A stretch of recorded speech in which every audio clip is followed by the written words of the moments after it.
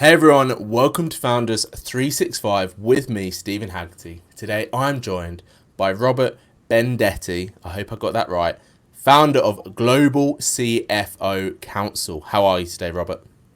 Good morning. Glad to be here. It's great to see you, Stephen. Good to see you all across from the other side of the world. So I always love when I do podcasts with people in the States because things are so like the way the states look at the world is quite different. I find that American people are just like probably 10 years ahead in terms of mindset and personal development, that kind of thing. So pleasure to have you on.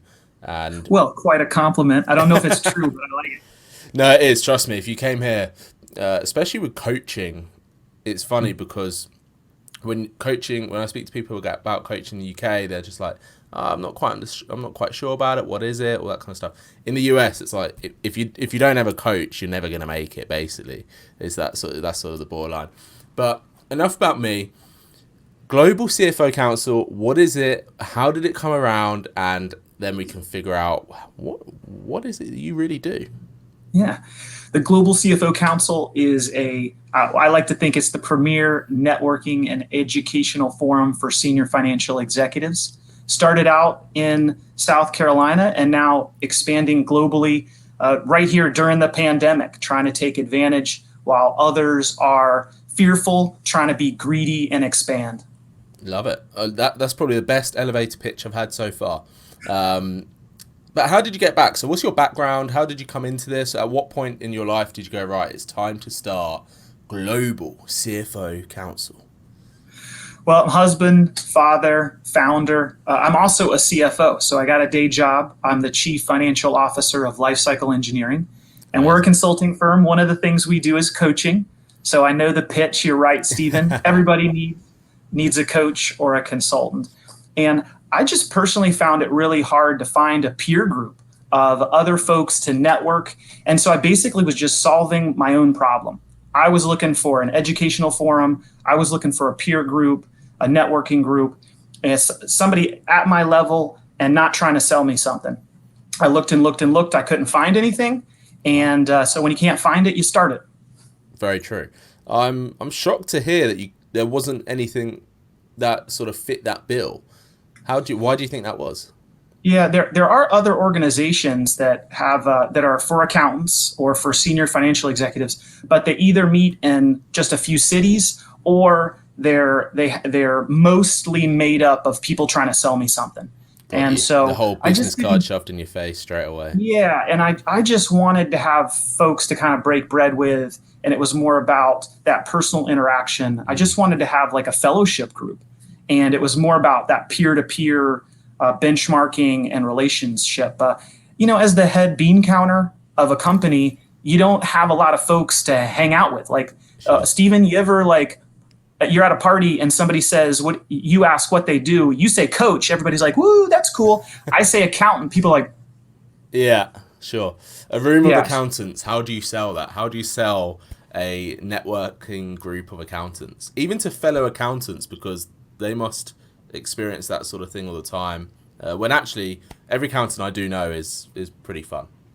Yeah, that's the secret, is that just everybody at work drives us crazy, Yeah. and so we act weird. It's like your parents are cool. You've just driven them crazy.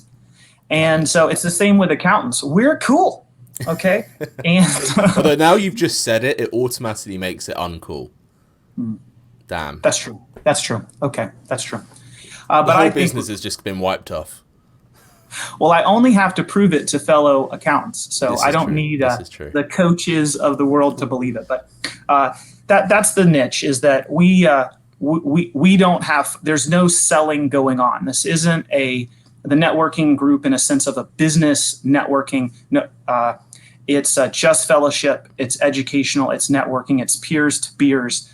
Amazing. We do have some resource companies that are allowed in the group, but they're vetted and it's a super small percentage. And Got it's you. because they provide some very select knowledge that is helpful to kind of round out the edges of what senior financial executives need to know. Great. And for you, when you first started this network, this fellowship, obviously you were at that space where you like you said, you were looking for something that you couldn't find. But that's obviously very different from when you actually start doing it yourself. What were some of the struggles that you came up against building this network, reaching out to fellow accountants, reaching out to fellow CFOs, and getting them on board and getting them into, like you said, the fellowship?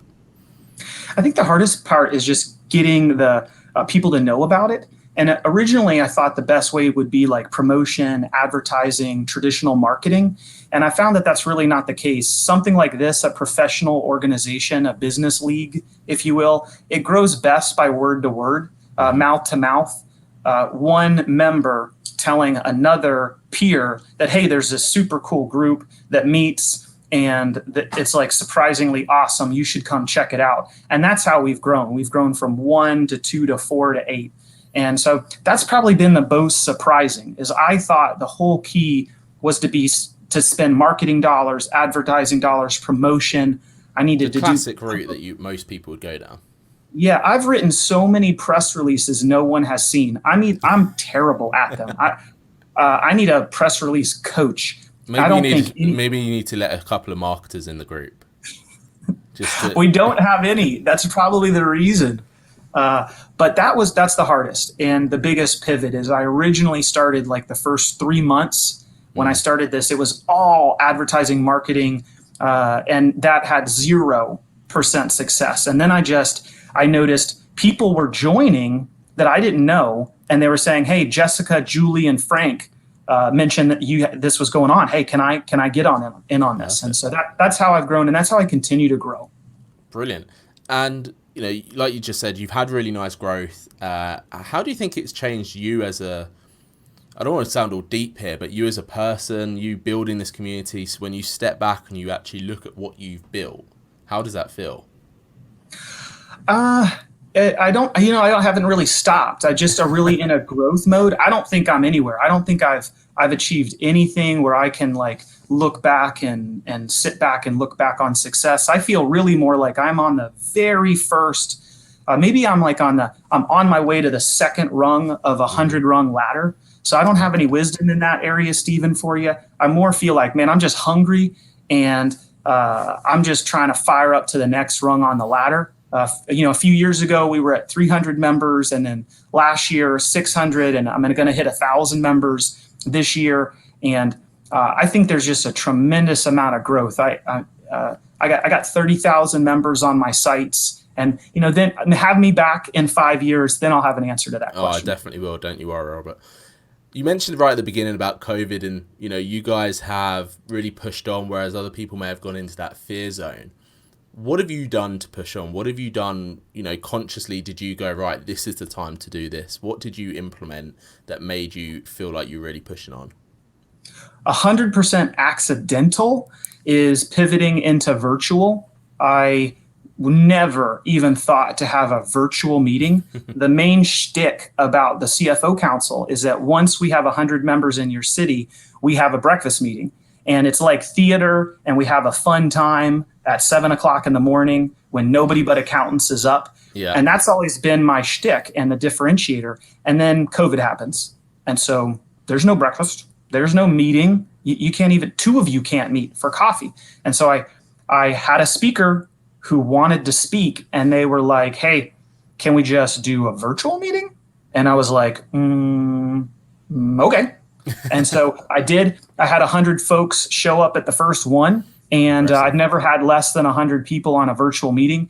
And I've had probably 25% of the people show up that have never been to one of the breakfast meetings, or they only come once a year because their schedule only allows like one time a year for them to come out. And I realized, wow, I'm going to do this forever, that there should be a breakfast meeting wherever we have a city with 100 or more. But for others that can't come or can't come every time, have a virtual meeting. And that was still have to have their breakfast in front of them in the virtual meeting. That's right. That should be one of the rules. Yes, and for an extra charge, I'll FedEx something to them. Yeah, you still charge them for the breakfast that they should be 100%. eating. Yeah, that's the best way to do business, I think. Really pushing people into that corner. For you, then, the virtual side of things. Lots of businesses have switched into that mode. Lots of networking companies have. you know, you just mentioned that this is something you're going to be adopting moving forward and still bring back the breakfast side of things as well.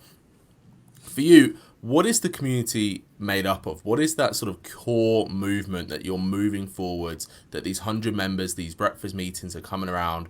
Like, what are they struggling with? What is the support network that you're giving them? Yeah, I think it starts out one way and then it ends another way, and how I really see myself. So it starts out, somebody joins because they like the idea of a peer network. They kind of generally know they should be doing some sort of networking. And accountants in general love education. So that isn't a hard sell. We have to take education every year, the continuing education to keep our licenses. Stephen, you probably teach at a lot of the kind of conferences we go to. And so that's an easy sell. But I think the thing that keeps the sticky part of the Global CFO Council, the differentiator, is that we try to create a real entertainment part. I consider myself in the breakfast meetings, I consider myself an entertainer. It's theater. And that a lot of accountants don't have, a tremendous amount of joy in their workday. It's hard work. It's stressful. People come into our office with a problem. They drop off a certified letter or there's some sort of argument. That's why people come to see us. So that's what it sounds a little weird, but I really think what the CFO Council, those breakfast meetings, it's theater. It's a little bit of joy. It's a fellowship group. I don't say that. It's not on the website. I would never really describe it. But that's why I have more people come to our breakfast meetings than normal, why people stick around, why people really like it. That's what it makes really sense as well, because like you said, the job of a CFO can be really high pressure, really high into, a lot of responsibility on them. And for you to be able to create this, I guess, a safe space for them almost, isn't it? To be like, look, we're all in the same boat. We all have the same struggles, but it doesn't mean that we always have to be talking about those struggles or focusing on those struggles. Let's just have a little bit of fun, start the day off in the right way, and sort of communicate in that way that people understand. Have you had any unexpected benefits of the network since you've started that you didn't really foresee? Yeah, one thing that I find a lot of joy in, I wasn't thinking about, is people reach out to me when they're in transition or they're quietly looking for a new job. And then recruiters, because of the websites, they'll reach out and say, hey, Robert, do you know anybody? And that's been a really fun thing I didn't anticipate, is trying to play matchmaker. We probably all have. We've been in a period where we were looking for a new opportunity. And so I just feel like I'm putting good karma out into space by helping folks. And that's something I really enjoy. Yeah, that's something that I think could be really valuable as well, because you're creating this network of CFOs that many people will not be able to have access to and tap into.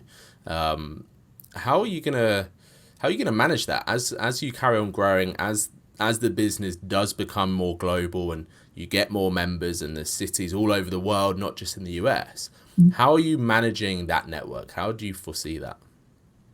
Well, we have members in India and Canada right now, and hope to continue to grow. And it breaks up into a couple parts. One is it's with virtual assistants and online resources, you can get a lot done. You can get a surprisingly lot done. You don't need a big staff. You don't have to hire a bunch of full-time people. That's kind of like an old model that I'm not adhering to. Trying to be really low cost, really lean. I mean, I got a full-time job. I'm working 60, 70, 80 hours a week as the CFO of Lifecycle Engineering. Everything I do by default is lean and simple.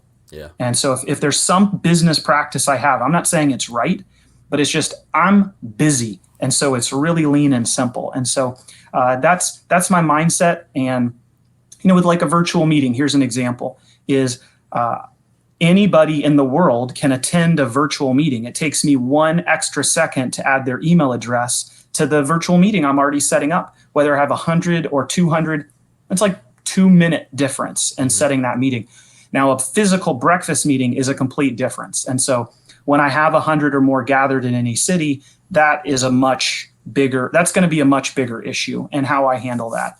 But right now I've just got 2 of those where they are. I'm a young organization, so I've only got a couple of physical breakfasts. But I'm trying to use this pandemic. It's a horrible global terrible, sad, we're going through real personal, your family, my family.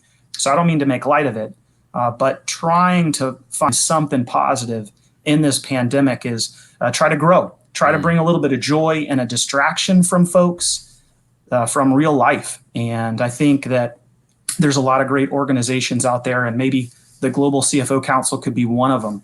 I look at other professional services business leagues as like my mentor. They don't know it, but I've got one organization where I just really respect, and I see what they're doing, and just trying to get where others have already at. Yeah, I think the fact that you've grown even more during the pandemic shows you actually that people crave this. People crave human connection. They crave the conversations. I think there's multiple different networking and mastermind styles. I started a mastermind group in the pandemic as well. It really took off, and that's because people wanted that connection still. They may not have valued the typical BNI breakfasts, let's put it that way, but the fact that one, you were offering something different in that breakfast anyway, which sort of makes that irrelevant, but two, the CFOs again would have probably been looked at in that first port of call because you had layoffs and grants and all these sort of different things happening. Huge amount of pressure for them. So for you to be able to give them that safe space must just be incredible for you to see that develop and see those conversations arise and see those connections grow. For you, how have you dealt with that on a personal level? Do you have a great support network with you? Do you make sure that you're doing things at certain times of the day? How do you make it so that every single day that you're on it and you're keeping it streamlined like you mentioned? Yeah, that's a great question. And there's two answers. I'll give you the real answer and then usually what I say. So the real answer is that I have an amazing family, and my wife is a secret weapon behind the scenes helping me get things done. And I got two awesome teenagers that also help me.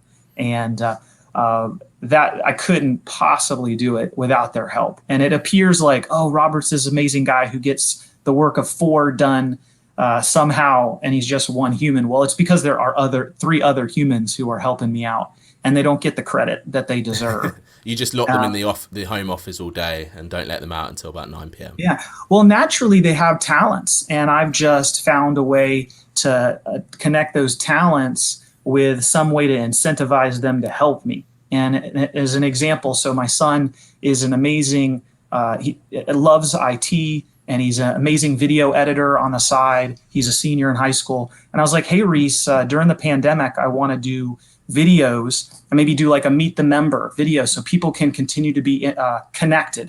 I'd like to do like a little 5-minute, 5-question meet a member video. Could you help me edit it? Because I'm going to make mistakes, right? Steven, you flow natural. You're a professional. Robert Bendetti, not so good. You're doing good. You're doing good on this. And my son said, absolutely. And so I pay him a commission. He only gets paid when he works, but he's doing my video editing and making that possible. My daughter, unbelievable, even at 16, sales and marketing. And she's over there doing drip campaigns, email scrapes, reaching out to people. And again, pay her a commission when she does things, compensate her. She's helping me with social media and keeping a presence out there. And then the million other things my wife is doing, either actively helping me at my day job. She's always, my counsel, my coach, right? Steven, I married one. She's a great coach, mentor. It's cool to have that as your wife. You did good then. You did good. But also, so the fake answer is I tell people I don't watch TV. I don't have a hobby. I don't do anything other than work. Now that's really true, but the only reason I can get all this stuff done is I got that foundation behind me. You do realize now I'm going to have to give your real answer, send that to your family, and they've just heard that you never give that real answer. So again, you shot yourself in the foot, man. Damn it. But on that level, for you, when you see that, when you have that support network, and sure, you might not watch TV and do all that kind of stuff, but what's your downtime then? Because you need to have that balance. You need to have that yin and yang approach to life where it's not just, I reckon probably in 2016 it was Gary Vee that was just saying like hustle, hustle, hustle, hustle. Personally, I think that created a really dangerous mentality. But for you, what is the downtime? What is your time when you're just thinking, you know what, actually, this is me time. This is Robert time. I break it up into a couple things. First is going to be family time. So I love doing stuff with the family, whether it's camping or hiking or biking. I'm going to try to find something I want to do that one of the other members of my family likes to do, and then I'll do it with them. So maybe I got 10 things I want to do, but my daughter likes to bike. Well, then I'm biking. And so that'd be number one answer. Number two is I like to exercise. About 4 years ago, I lost 65 pounds. I lost 1 pound a week for 65 weeks and lost 65 pounds. And so that's been a real journey, keeping that off. I didn't want to bounce back. I gave away all my pants. And so I got to skate. Yeah. I can't bounce back. I'm cheap. I'm an accountant. So weight's got to stay off. So I exercise. I like to run long distances, do marathons and longer running. And then I like cars. So I like trying to fix cars. Mostly I break things and I'm terrible. And I like to race cars. Low buck racing or just high performance driving schools. I really love cars. So it's family, it's exercise, and it's cars. One question I would love to ask then on that exercise point, pre 65 pounds, what was your life like versus after 65 pounds and getting into that mentality of exercising every day, doing marathons, doing triathlons, setting yourself those very high intensity challenges that, again, most of the population are not doing marathons, even though it may look like it when we watch it on TV. Yeah, I didn't lose the weight by exercising. So my problem was just eating too much. I just ate the wrong stuff. I just ate a little bit too much and I ate the wrong stuff. And so I was just bigger. I was just a thicker guy, full figured, big bone, curvy. I was curvy. And I had headaches all the time. I had backaches all the time. My knees hurt. My shoulders hurt. There was like I'd somehow injure myself sleeping. I don't know how you do that. And then one day it dawned on me after a while is I was just, maybe the food I'm eating and what I'm drinking, what I'm putting in my body is giving me these headaches. Maybe because I got the extra weight, my knees hurt or my back hurts. And so I just started, I thought, man, it took me 20 years to gain the weight. I thought, well, I'm going to make one small change every week, something small. So normally I'd go out to lunch and I'd have a large fry with my meal. Well, I went medium fry. And then the next week I went small fry. And then the next week, maybe I didn't put cheese on my cheeseburger. And so it was just a real small change each week. Yeah. And at first it was easy, and it gets a little harder. When you get down to a really lean weight, it got a little harder. But somebody told me early on, Stephen, they said, hey, Robert, here you're trying to lose weight. I'll tell you, you can't outrun your fork. And it's true. You cannot out-exercise the food you stick in your mouth. It's too easy to eat a really delicious donut and a sugary drink and have 500 calories. And nobody has 2 hours a day to run every day to work that off. It's just easier to not eat the donut and not drink the sugary drink. And so that's what I did. I don't have time to exercise 4 hours a day. I got maybe 30 minutes. And so I gotta watch what I eat. I eat whatever I want. And Steve, in my opinion, is that any diet will work if you think it'll work. If you want to be a meatitarian or a vegetarian or a vegan, all fruit, no fruit, I don't care. It's whatever you think will work. You do that and just try to be a little bit better just each week. Small changes, I think, add up. It's that ethos of 1% better every day, isn't it? Mm-hmm. It's for you. I think it's super important because when you're an entrepreneur, when you're a founder, there's 101 things going on in your head at any one time. Coupled with in your situation as well. You've got your global CFO Council, but like you said, you've also got your job title as a CFO. So you've got 201 things running around your head all the time. And if you're not taking care of yourself, if you're not taking care of your body, taking care of your support network around you, you do see a massive drop off on output. And you've just said it perfectly. The fact that you've got an amazing support team, you've got those habits in place to make sure that you're showing up every day. But most importantly, it's showing up every day in what you want to do, which is really nice to see, especially from an accountant, you know. Yeah, I think it's a good lesson. You bring up a good point, Stephen. This really applies to everybody and everything that we're working on. There's folks, I listen to this podcast and there's others that are listening right now. There's nothing special about me. And I'm on a journey, right? I hope I don't come off as I'm lecturing. If I'm lecturing to anybody, I'm lecturing to myself, and you guys are just present while I'm talking. You're not lecturing, don't worry. It's writing down that thing that you want. You know, there's somebody listening right now that has a dream, they have a passion, there's something in the back of their mind they've been thinking about. Well, it needs to come to the front, and you need to write it down at the bottom of a piece of paper.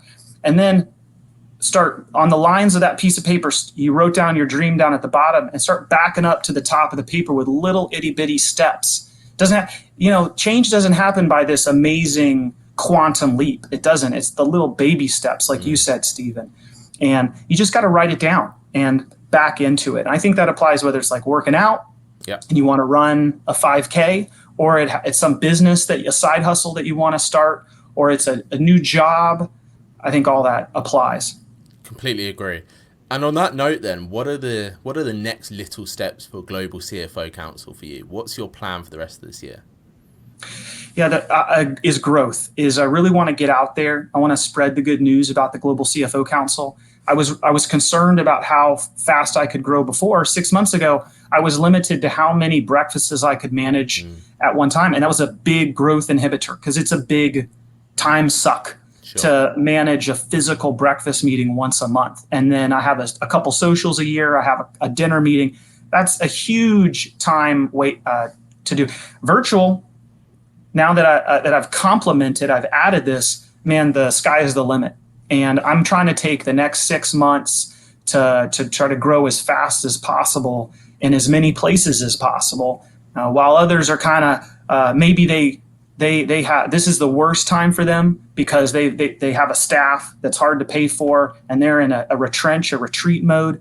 I'm trying to grow. And I see other organizations doing that, Stephen. I see one that I really looked up to that's also a global business league, and I see them growing and I see them doing really exciting things. So I'm just trying to copy in little baby steps. That's it. Every day, little things to make it better. And I have zero doubt that you will succeed in this endeavor because, like I said, your mindset, your attitude, it's ticking all the right boxes. And also, you're walking the walk and talking the talk. You know exactly what CFOs need, what they struggle with. Building the network is just going to give you more of those answers for you to provide those solutions. So you've positioned yourself in a really nice way. If anyone's listening and they're CFO or an accountant and they want to join the Global CFO Council, how do they do that? What's the best way for them to get in touch? Super easy. Go to globalcfocouncil.com. So easy. I love it when people are easy. It's not like global-c-f-o. It's just globalcfocouncil.com. Yeah, I tried to make it hard, and then my son was telling me, he's like, Dad, I think Global CFO Council means the same thing in every language. He's like, Why don't you just do that? Yeah. I was like, brilliant. That's it. The best things are the simple things. I stand by that all day, every day. Robert, listen, thank you so much for coming on Founders 365. Thoroughly enjoyed this conversation. Thoroughly enjoyed figuring out what you guys do and the solution you provide. Thank you so much. Thank you. It was an honor. Thanks, Robert. Thanks, everyone, for listening and watching. This has been Founders 365.